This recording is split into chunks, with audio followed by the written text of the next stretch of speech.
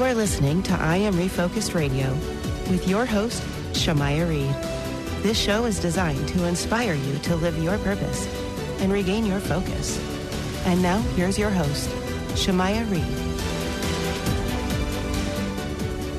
Hey, welcome to I Am Refocused Radio. Once again, we are here, and just like any other time, we have another special guest. Today, you have a true honor talking to Dr. Laura Gabayan, and we're going to talk about the subject of her book that you can get on Amazon. It's ready for you to get it right now. It's Common Wisdom, and she has done a lot of research, a lot of interviews to find the right people who were actually nominated to give their special gifts of wisdom and insight. So we're going to learn all about that amazing project, but just a little bit about her before I let her come into the show is that she is a world-renowned physician, scientist, and researcher.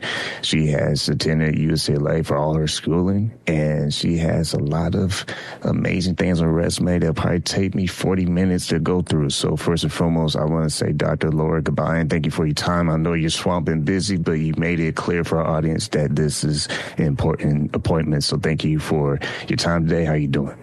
Thank you for having me. I appreciate you being on. I know you have a powerful story, a lot of battles with health, a lot of inspirational moments. So for that, kind of share with the audience a little bit about your health story and how that might have inspired you with this book project. So it's funny because I still have those health problems. As you can tell, I slur my speech and my muscles are weak. So I had been publishing a lot in academia. And I was interested in science and seeing patients. That's what I did. And then my health started to go down. And in 2013 is when it started. And it took me a while, but then I was like, well, I can't keep doing this. And people, physicians, medicine, everyone ready to give me a label. Everyone was ready to put me in a category. And I was like, no, there must be more to it. There are people who think outside the box. So I thought, okay, let me look into the whys. And then I looked into wisdom and I found out, wait a second, we don't know anything about it. We just know that the Buddha said the wise are humble. And we really didn't know. So it's all subjective, all anecdotal. And then I decided, you know what? I'm going to interview. I want to define it myself. And I didn't know anything about it. And so then I was like, well, let me interview people that do. And that was the wise. And I interviewed 60 people. I found out before the interview that wisdom is not different based on gender, race, or political affiliation, but it is different based on location. And so if you have wisdom from Asia, it's different, for example, than what I found was North America. And I interviewed people in the U.S. and Canada, and that's why it's North America. And with your extensive background in education and having the knowledge yourself as a student and researcher and scientist, I can only imagine having people on the outside who don't know your story to look and hear and see and just make assumptions. Kind of touch on that a little bit before we dive deeper in the book. How has that made you feel to almost have to prove yourself? I feel like people don't understand. They never will, because you are who you are in your own skin. No one is ever going to understand. And people assume, oh, she's fine because she looks okay. But little they know I can't walk, and then little they know that everyone's different. But people assume, and people put people in boxes and they judge. That's just how it is. And you can't be bitter about it. You just have to realize, you just have to move on. When you look at the process of organizing how you want this book to be structured and doing your research, doing their interviews, kind of touch on the process of how these people were selected and how the interviews were conducted. So I couldn't decide who they were because that would make me better than them. And that's not the case. As a researcher, the only thing you can say is, who can do it. And so I said, if you are age 50 to 79, and if you are in North America, you can do this. And that was it. And after I would say about 20 or 30 interviews, I heard a lot of the same things, but I was not happy with that number. So I kept going, and I let the data tell us the answers. And I found out the wisdom is really a total of 8 elements. And that's what I put in my book, Common Wisdom. The 8 elements are resilience, kindness, positivity, spirituality, humility, tolerance, creativity, and curiosity. And when someone says, so do you know what wisdom is? It's a hard question. But yes, I've broken it down to 8 elements. And of the 60 people I interviewed, most had 2 to 5. And only one had all 8 of those 8. And talk about how in the book, the 8, some of us, well, most of us, if we're true to the whole situation, is when you read the 8, you might find it that you're good at some, but you may be shaking others. Kind of touch on that importance of realizing that. And that's why, so there's 2 things. First of all, how you look at those 8 is going to change in time. Like, I had 0 spirituality in me before as a physician and scientist. It's just nothing I learned about.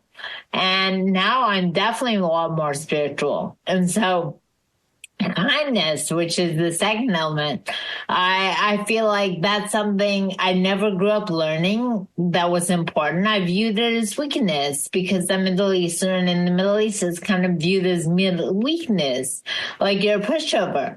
And so in finding those elements, and when you think about them, they are important. Some of them are important to you, and some may not be, and some will change. And that's all part of the process. Once again, listen on Refocus Radio, talking to our guest today. You can go to her website, is lauragabayan.com, talking to our guest, Dr. Laura Gabayan, a physician and researcher, scientist. In her book, Common Wisdom, 8 Scientific Elements of a Meaningful Life, you can get on Amazon or visit her website for more information on that. When you see the response of people reacting to the core points of your book in a positive way, what has been the process for you to reflect on the writing of your book, and how it's been able to help people? Well, the goal of the book was to inspire people, and not just to write a self-help book. There's plenty of those out there, and this is much more than that. It's more of a secret sauce to living a great life. And regardless of what you want to be in life, I think knowing these 8 elements will help. And it's meant to be more of a mentor, of a friend. And we laugh at these days. We don't have, we're in a loneliness pandemic, right? So it's meant to be all of those. But at the base of it is that it's a very simple read. It doesn't take a long time, and it has a lot of thoughts. And being a scientist, I was not okay with one person's idea anyway, so it had 60. It's fascinating. Now, the input I've got is that this book has really changed lives, and that people feel like it's done so many other things. Like one person said it helped her marriage. And so things that people would not expect, this book has done. So I feel great. One thing I do see in here is that you are a happy person, a person that smiles, and touch on the point of the book of understanding emotion, because it's one thing to know the 8 common scientific elements of wisdom, but it's another thing to still appreciate life, because life can be challenging and sometimes, but we still have to face it with a good attitude. Well, this goes back to me thinking that all of these elements are related. And so to be resilient, which is number one, you have to be positive. You have to view that, you know what, the whole idea that this is not happening to me, but it's happening for me. Like, for example, when my body started to fall apart and I was really worried and anxious about not seeing patients in 2013, little did I know that I would write a book like 10 years later. Who knew? So I think you just have no idea what's out there. And positivity, it's not like I don't have my moments. It's not like I don't have my times of being negative or upset. But it's more of I have no other choice. I have to view things as kind of positive in a positive light because I have no other option. I like what you said there because a lot of times we can look at life from a perspective of just why me, and we can think selfishly that we're the only ones who might be going through issues in life, and we can take it out on others. And sometimes we don't even understand because we lack self-awareness if we're taking it out on others. For you, as someone that's been through your challenges with health, how have you been able to balance that and maybe pause and say, okay, where can I actually do better and make sure that people know who I am as a person still? Well, I think that, when you said people ask why me, my thoughts are, why don't you say, why not me? Why not? I can do it, and I'll overcome this. So view it as a challenge that you'll overcome, and be certain that you will overcome it. Because honestly, when I think about gratitude journals, they force you to appreciate things, that you never would. Like a stroke patient would never appreciate the side of or the parts of their body that do work. They'll fixate on the parts that don't work, whereas they should fixate on the parts that do.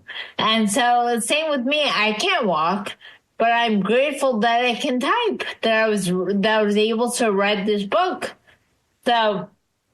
And that I can use my hands and I can have a normal looking face. So there's things that you need to be grateful for that you may not pay attention to. And that's what will get you through. Once again, listen, Refocus Radio, talk to our guest today, Dr. Gabayan. Go to her website is lauragabayan.com, talking about her book, Common Wisdom. One thing that is definitely common in this whole discussion is, I want to say again, your sense of awareness, of appreciation towards life.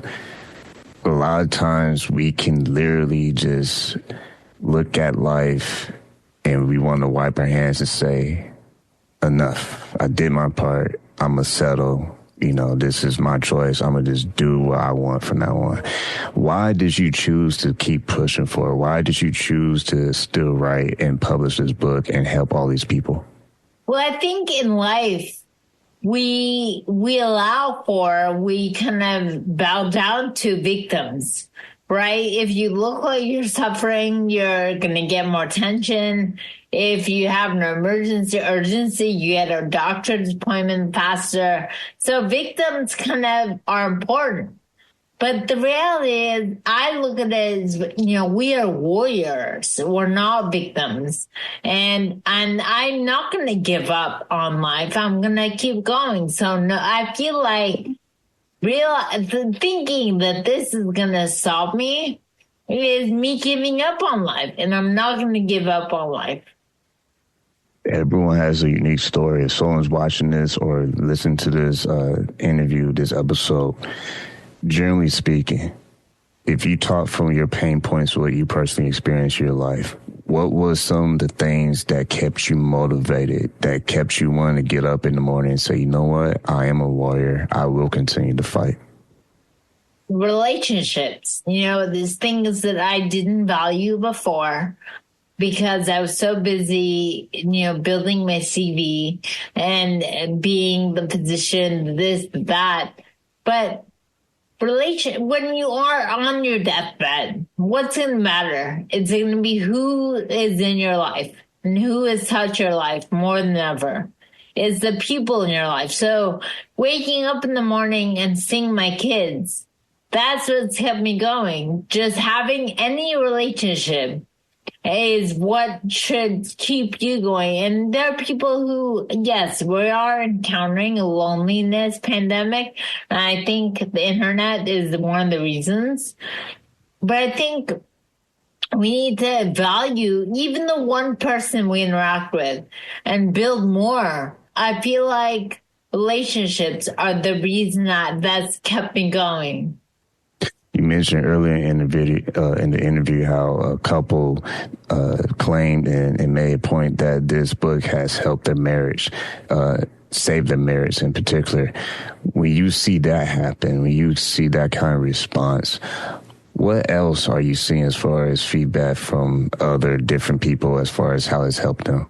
The feedback I've gotten is that this changes lives and that it was not meant to be that.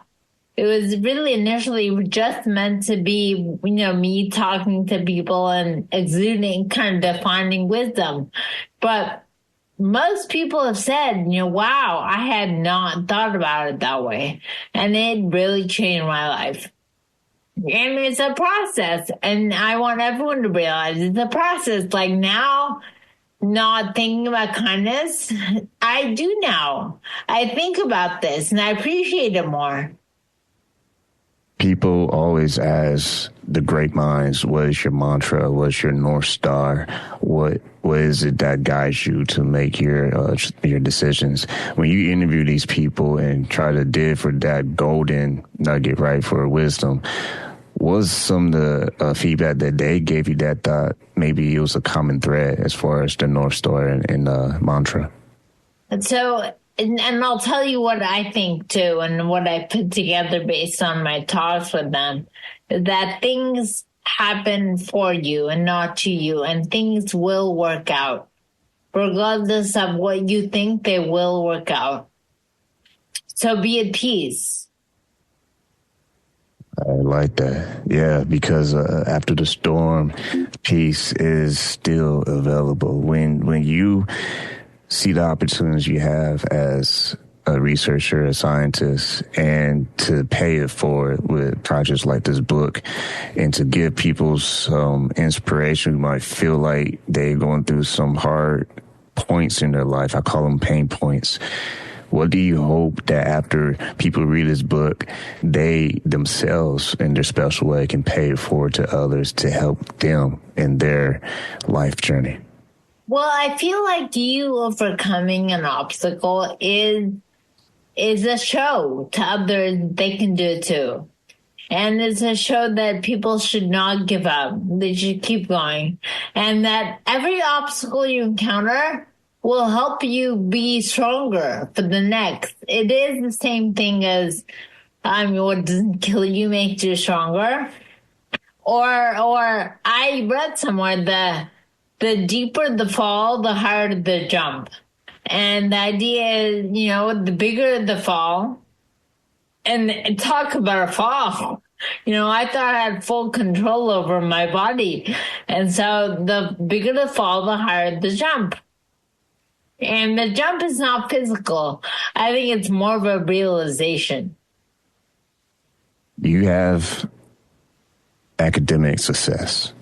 And for the audience, I just want you to kind of emphasize the amazing track record you had with your career in this part of the road that was like a bump in the road. You could have said, you know what, I'm done.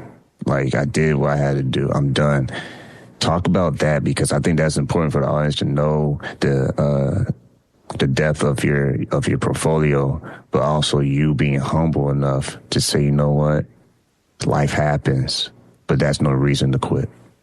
It does. And you know what? I think, for example, my husband was like, I don't want you to let this book get in the way of your help.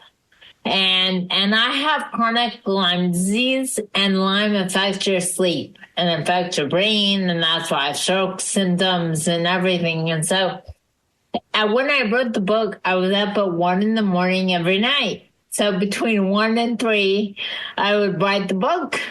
And I thought to myself, great, he's not going to see me putting time into the book.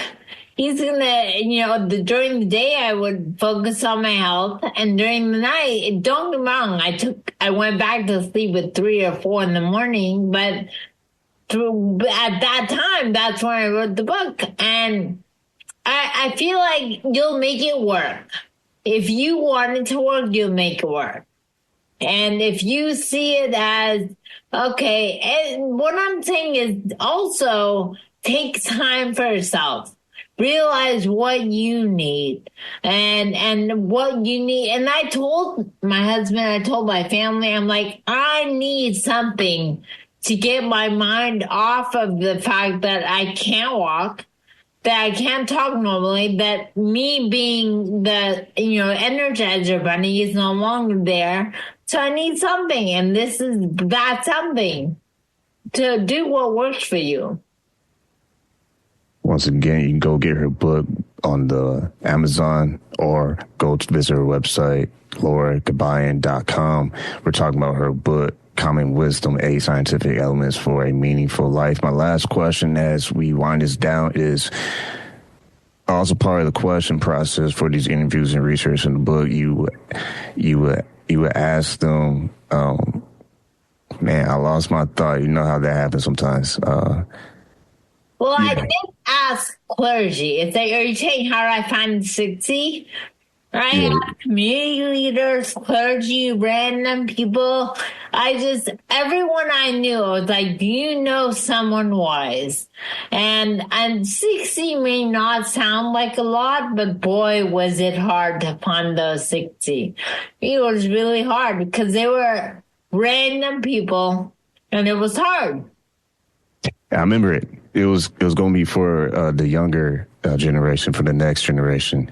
If you were to pass down some good wisdom for the next generation to appreciate, to take the next step and take the torch and move forward, what would you say to younger people based on the research you've been able to do with this book?